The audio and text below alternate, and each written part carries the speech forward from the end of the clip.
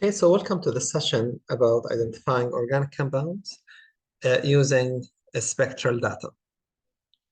So in this session, we'll be looking at different problems. These problems associated with the IR, the mass spec, HNMR, and CNMR data.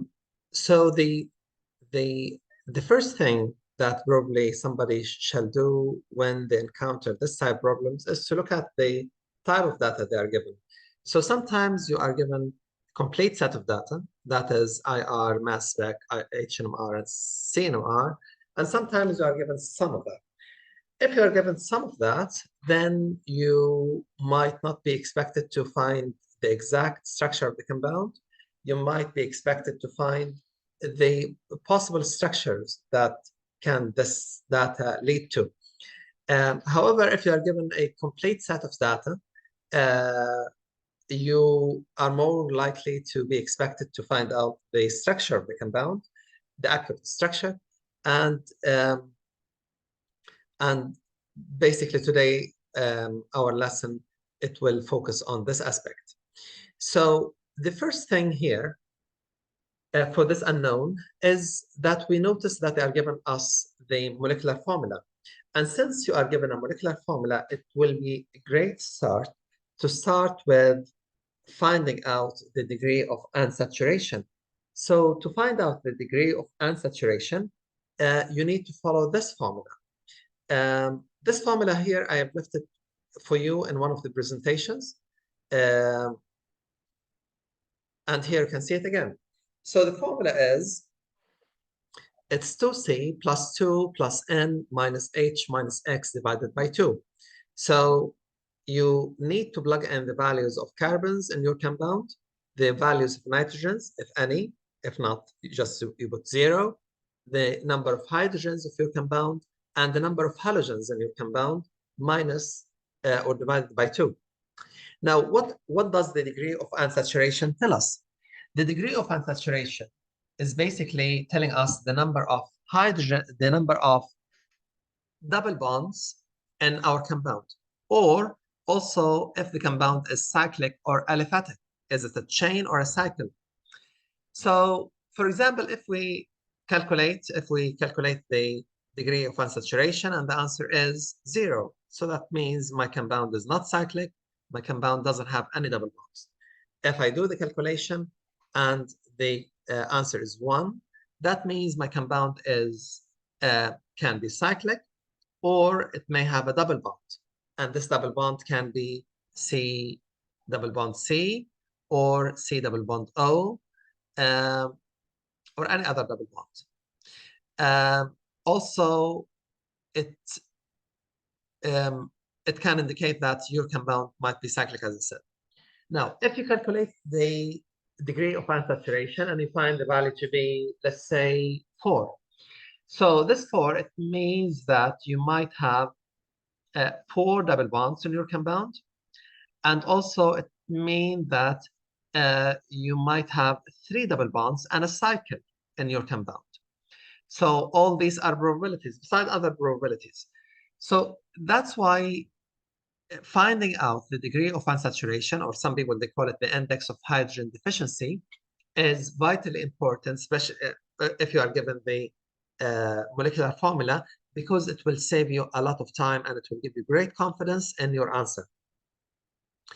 So if we apply this concept on the first problem here, so in this problem we have C7H8. So if we were to calculate that, we would say that's 7 times 2, that's from the formula, plus 2, that's from the formula, minus, we don't have the nitrogens or the halogens, so minus hydrogen, we don't have halogens, sorry, minus 8 divided by 2.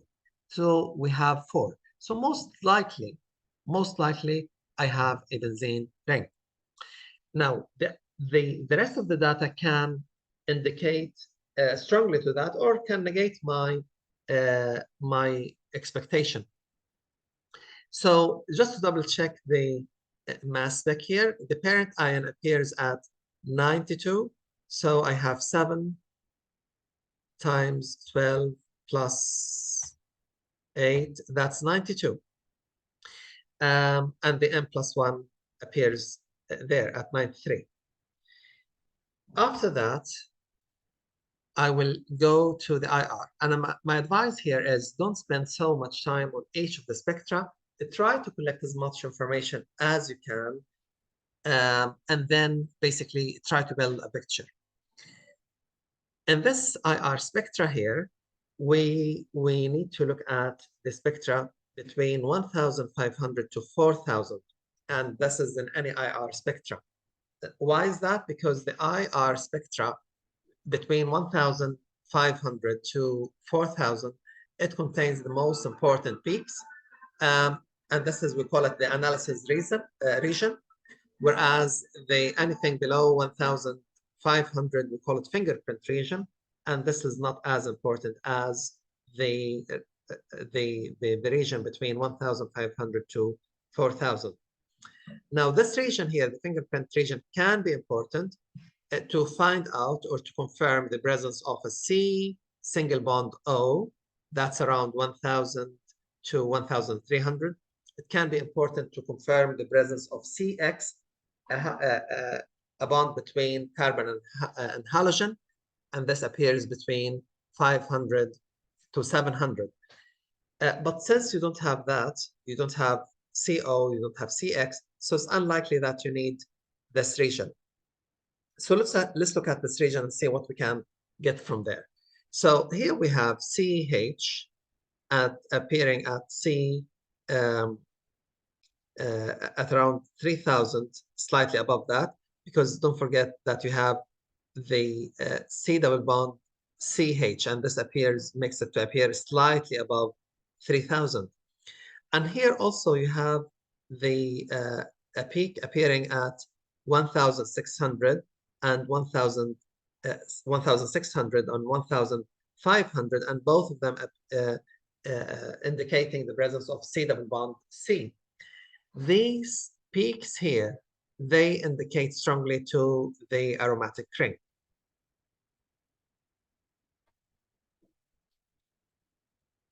The next set of data is the HNMR. So in the HNMR, I have what appears to be two singlets. One its integration gives a value of 3, and another one, its integration gives a value of 5. The thing here is it's highly doubtful that this one is singlet. This one is singlet, but this one is not singlet. But it appears to be a singlet. But the reason here that because it seems that the environment within the ring is very close, that's why it's sort of all crushed here and appeared as a single peak. So most likely the compound I have is something like this. I have benzene ring, I have so many indications about that, and I have CH3. Now, in this compound, I have hydrogen here. Don't forget these hydrogens. Hydrogen, hydrogen,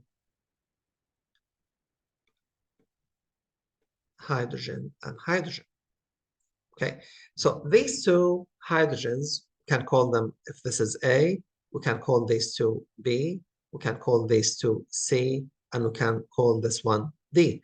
So we have here 4 types of hydrogens. 3 of them appear here, and the rest appear here. But this one definitely not singlet, and there is so much overlapping between these peaks, and the amalgamation of them creates this image. Okay, the next thing is the CNMR. And in the CNMR, we'll see how many peaks we will be getting.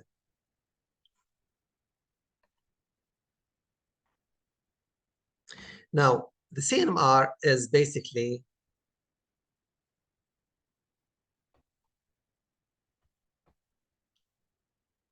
if our compound is this compound,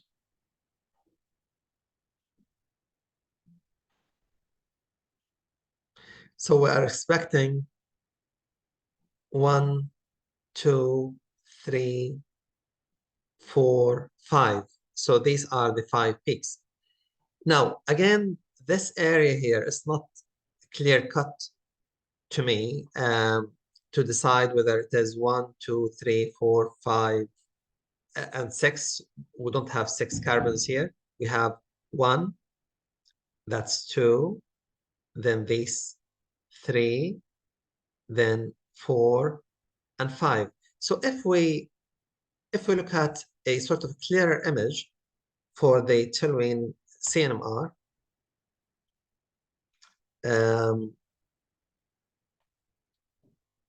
here I looked at one earlier. Yeah, so this one here, this seemed to be clearer. So this one is a peak at 18, don't worry about it because this is the solvent. And here you have the CH3, and here you have 5 peaks. 4 peaks. 1, 2, 3, 4. And these belonging to 1, 2, 3, 4, the 4 types of carbon you have in the compound.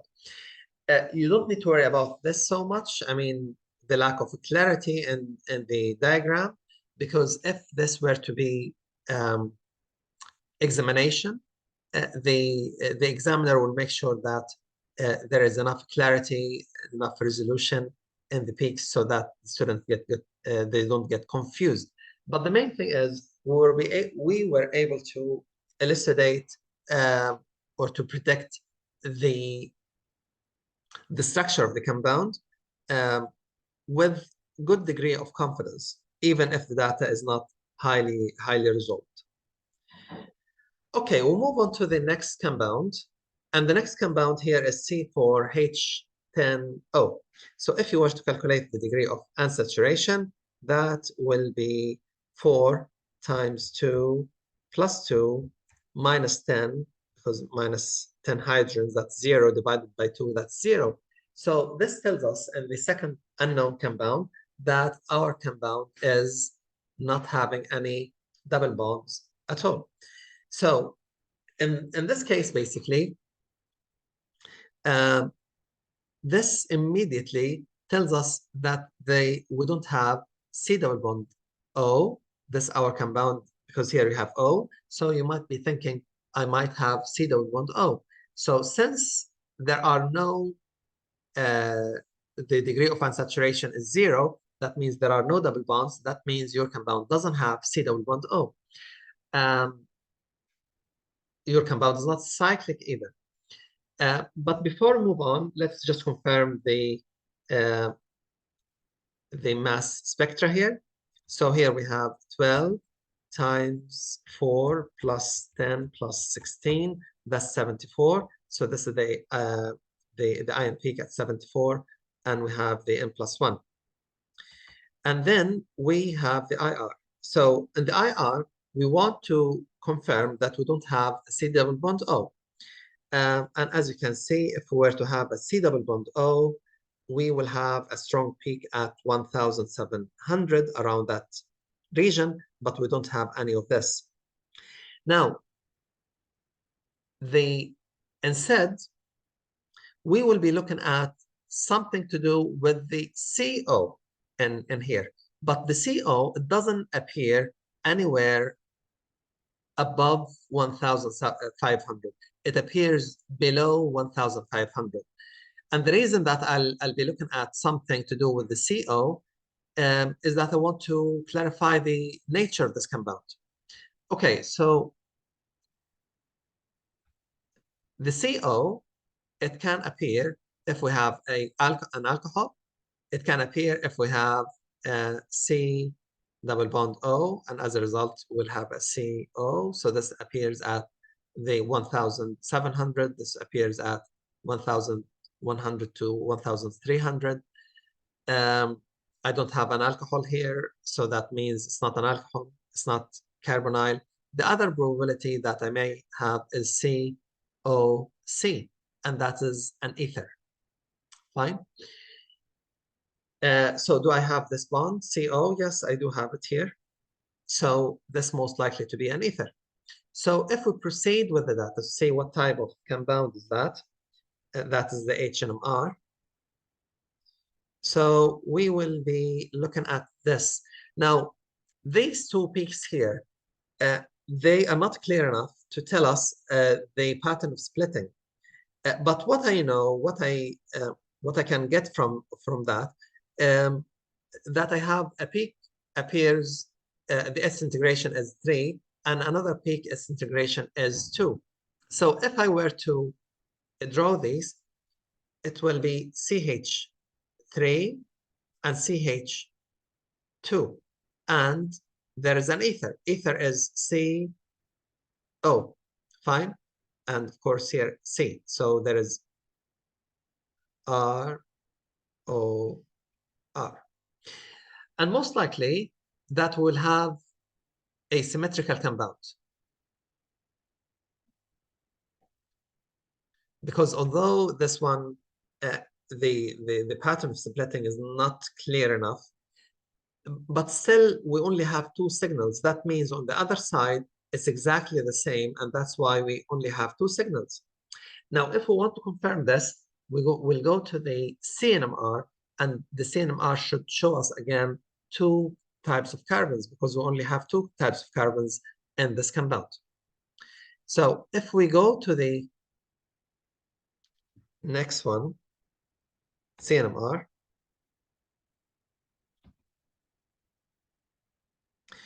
and the CNMR here, as you can see, we only have 2 types of carbons. We have the CH3, which is same as this, and this appears at 20. And we have the CO2 that's linked with the O, and this appears at around 60, 65. Okay, so most likely that we have this compound, and if we do the calculation for the mass spectrum, we will find it to be matching our compound. So this is a diethyl ether. Okay, the next compound.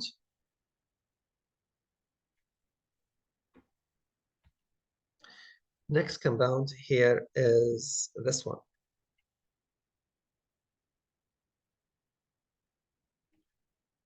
Unknown 3, and here we've got C3H6O2. Okay, so if we were to calculate the degree of unsaturation for this compound, so that will be 2 plus 3, that is 6, plus 2 minus 6 divided by 2, that is 1. So the degree of unsaturation is 1. That means we have a double bond here. And this can be a key to solve the whole problem.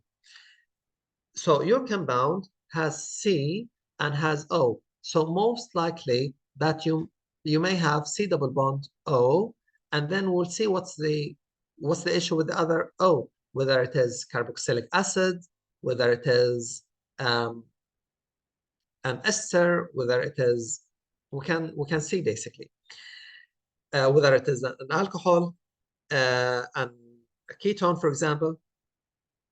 So if we look at the mass spectra, the mass spectra here is 74. Let's just double check the compound. So 12 times 3 plus 6 plus 32, that is 74. And the next thing here is the IR. In the IR, what we can see above 1,500 is this. We have CH here, we have C double bond O here, and we have the CO here. This is basically what we can get from this graph. The next thing is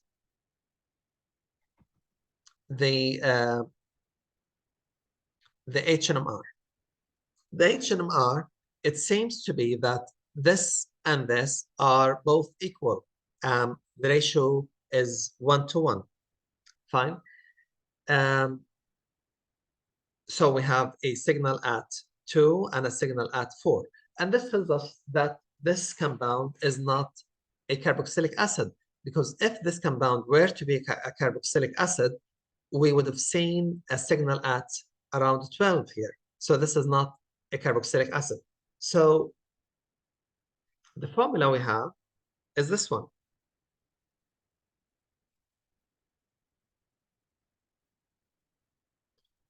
The formula we have is this one,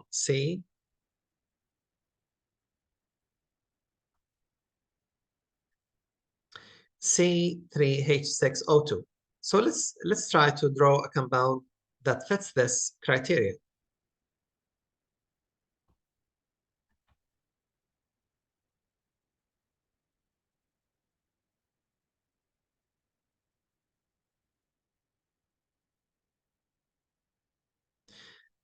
But before that, we may look at the CNMR as well. And the CNMR, it seems that we have basically three carbons. Okay, so we have three environments of carbon. So we have three carbons.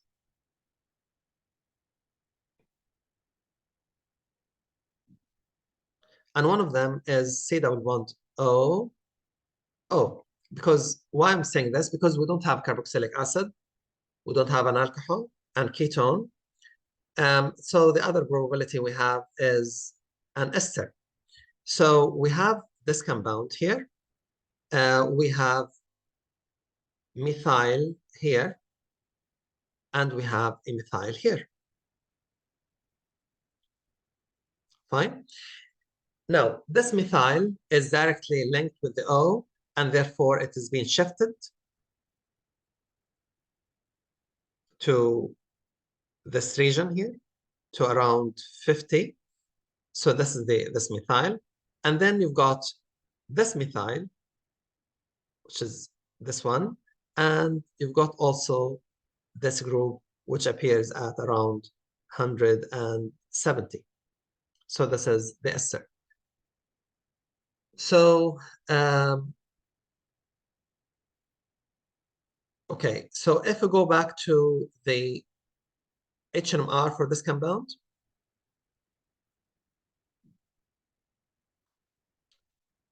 as you can see here, it is 1-to-1. So here we have three hydrogens when we did the integration. So the number of hydrogens here is 3, and the number of hydrogens here is 3.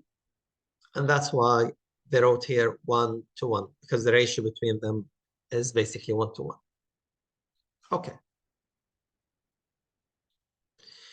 The next one, the next compound,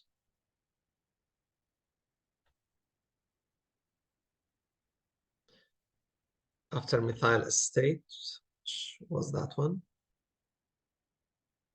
Or methyl ethanoate. Compound 4. So if we were to calculate the degree of unsaturation for this compound, we will find it to be 4 times 2 plus 2 minus 8 divided by 2, that is 1. So again, we have a degree of unsaturation of 1. Let's look at the mass spectra just to double check the mass we have. So the mass spectra, we have 4 times 12 plus 8 plus 32. That's 88.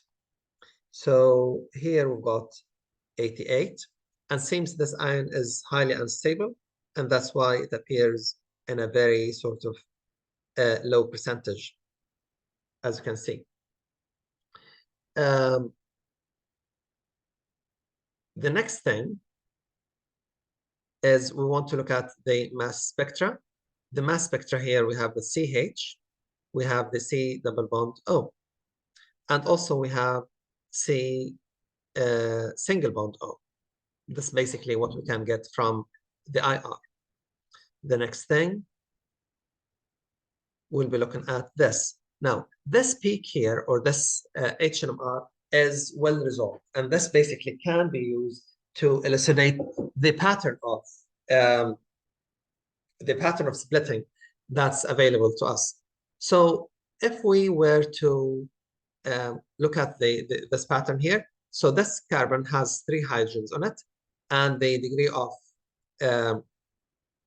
of splitting is 2. Sorry, triplet. That means beside it, there is a CH2. And this one, it has only 2 hydrogens, but beside it, there is a CH3. And this 1 is a singlet, but has 3 hydrogens on it. So if we were to put all this together, giving that our compound is not carboxylic acid, because if it were carboxylic acid, we would have seen a signal here. It is not an alcohol. So most likely also it's going to be an ester. And if it was to be an ester, it would have been like this. So that is CH double bond, C double bond O, O, and the O here is linked with the CH2 because it's shifted to ppm of 4. So that's CH2. And beside it, you have the CH3. And here you have the CH3 that appears as singlet. So here we have 1, 2, 3, 4 different carbon environments. So we'll go to the carbon 13 and confirm that we have 4 of them.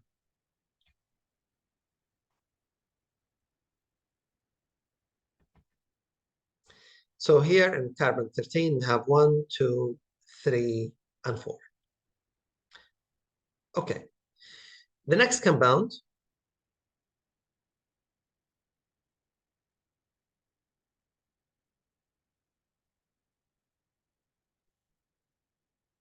so that's ethyl ethanoate. The previous compound was methyl ethanoate.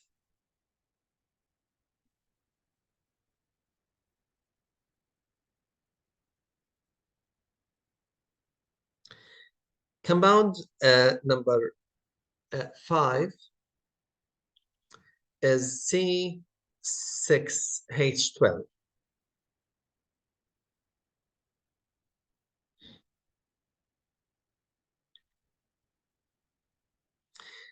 Okay, for this compound, basically, we'll be looking at the mass spectra to start with, and before that, we can calculate the degree of unsaturation. So this is 6 times 12, that's 72, plus 12, sorry, here I'm calculating the molecular weight, that's 84. Fine. If we want to calculate the degree of unsaturation, so that's 6 times 2, that's 12, plus 2, that's 14, minus 12 divided by 2, that is 1. So the degree of unsaturation is 1. And here we have the molecular weight to be 84. So that's correct. The next thing, if we look at the IR, we have CH appearing at around 2,900, and basically that's the main peak that we can notice here. There are no other peaks that's important to us. This peak most likely is appearing for the CH2, one of the bending movements. The next thing here is we have a singlet peak at 1.5. And basically this tells you that the whole hydrogen, this compound, are in the same environment. So you have 2 pieces of information here. The first thing is that your compound